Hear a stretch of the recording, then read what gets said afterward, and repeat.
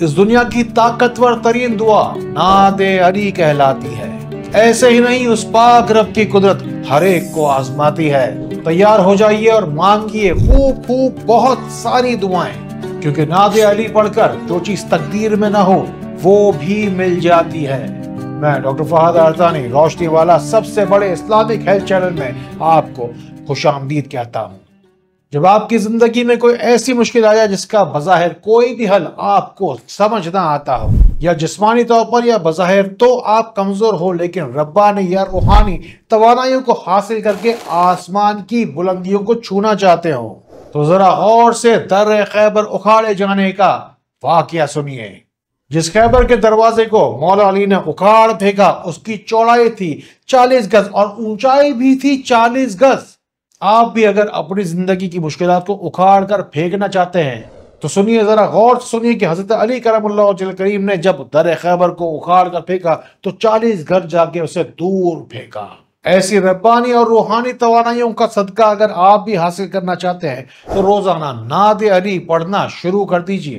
خیبر کا دروازہ اکھیڑے جانے کے ارد گرد ہمیں 40 کا عدد واضح طور پر ملتا ہے، تو ناد علی اگر آپ سے ہو سکے تو ایک ہی نشست میں 40 مرتبہ پڑھ کے دیکھیے۔ انشاءاللہ ناکامی کامیابی میں بدل جائے گی، ناممکن ممکن ہو جائے گا۔ باقی روشنی سینٹر تو دے ہی رہا ہے آپ کو زبانوں سے شفا کے سچے طریقے۔ جو مولا علی کو اپنا ولی مانتا ہے اس کے دل سے دنیا کا خوف نکل جاتا ہے، دامن علی تھام کر بڑھتا رہتا ہے سب سے آگے۔ جو ہوتا ہے دوست علی کا بالآخر ایک دن اللہ کا ولی ہو جاتا ہے۔ 24 گھنٹے دعا کا دروازہ جیسے آپ کے لیے کھلا ہی ہے۔ کمنٹ سیکشن ہے دعا کا دروازہ آپ کے لیے۔ شیئر کا بٹن دباتے جانا، آپ کا کچھ بھی نہیں جائے گا، دوسروں کا بھلا ہوتا چلا جائے گا۔ اپنے علم میں، اپنے عمل میں، اپنی طاقت اور توانائی میں بے شمار جب بھی اضافہ چاہتے ہوں تو یہ بات حدیث پاک سے ثابت ہے کہ اللہ کو، اللہ کے پیاروں کا، اللہ کے دوستوں کا وسیلہ مانگ کر پھر دعا مانگیے۔ اور آپ جب بھی حضرت علی کا وسیلہ مانگ کر جب بھی اللہ سے دعا مانگیں تو پھر یوں دعا مانگیں کہ اے میرے پاک رب، حضور اکرم صلی اللہ تعالیٰ علیہ وآلہ وسلم کے دست پاک پر سب سے پہلے کلمہ پڑھنے والے حضرت علی ہی تو ہے، یا اللہ پاک ان کے صدقے عطا فرما۔ یا اللہ پاک آقا کریم کے پیچھے سب سے پہلے نماز پڑھنے والے حضرت علی ہی ہیں، یا اللہ ان کے صدقے عطا فرما۔ یا اللہ احادیث میں آتا ہے حضرت علی اس دنیا سے سب سے زیادہ بے رغبت تھے، یا اللہ ان کے صدقے عطا فرما۔ یا اللہ پاک تو نے ہی حضرت علی کو اس دنیا میں سب سے زیادہ علم عطا فرمایا۔ یا اللہ میری بھی ہر خواہش کا علم تجھے حاصل ہے، یا اللہ مجھے عطا فرما جیسے تو نے حضرت علی کو علم عطا فرمایا۔ اس دنیا میں ہر انسان کی زندگی میں کچھ ایسا ضرور ہوتا ہے جس کی وجہ سے اس کی زندگی پریشان حال ہو جاتی ہے۔ بہت کوشش کے باوجود بھی کچھ سوال ایسے ضرور ہوتے ہیں جس کا جواب مل ہی نہیں پاتا۔ کبھی تو ہوتے ہیں کچھ روحانی مسئلے مسائل، کبھی کوئی جسمانی بیماری آ کے جسم میں ٹھہر جاتی ہے۔ دکھی مت ہوئیے، بس مسکرائیے۔ جو موبائل آپ کے ہاتھوں میں ہے اسی کے ذریعے سے واٹس ایپ کے ذریعے روشنی سینٹر کے نمبر ملائیے، پھر اپنے ہی ملک میں، اپنے ہی شہر کے اندر، اپنے ہی گھر کے اندر بیٹھے بیٹھے اپنے نصیب کی شفا پائیے۔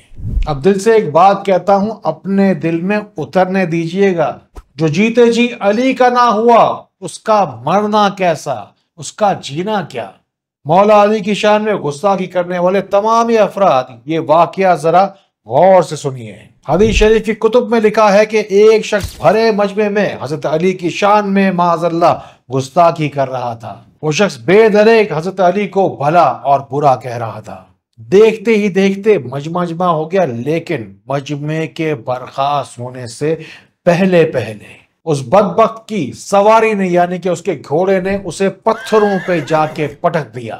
یہ عبرتناک منظر سارے ہی مجمع نے دیکھا کہ زور سے پتھروں پہ پٹکے جانے کی وجہ سے اس شخص کی کھوپڑی ہی کھل گئی اور وہ شخص سب کے سامنے ہی عبرتناک موت مارا گیا۔ یہ واقعہ احادیث کی کتب میں واضح طور پر مکمل تفصیل کے ساتھ لکھا گیا ہے۔ بڑے بڑے بزرگوں کا ارشاد ہے، مستند ترین کتابوں میں لکھا ہے کہ جو کوئی بھی شخص اپنی مشکل کشائی کے لیے ناد علی 1، 3 یا 5 مرتبہ پڑھے گا وہ غیبی امداد ضرور پائے گا، مشکلات سے نکلنے کا راستہ بھی اسے جلد ہی مل جائے گا۔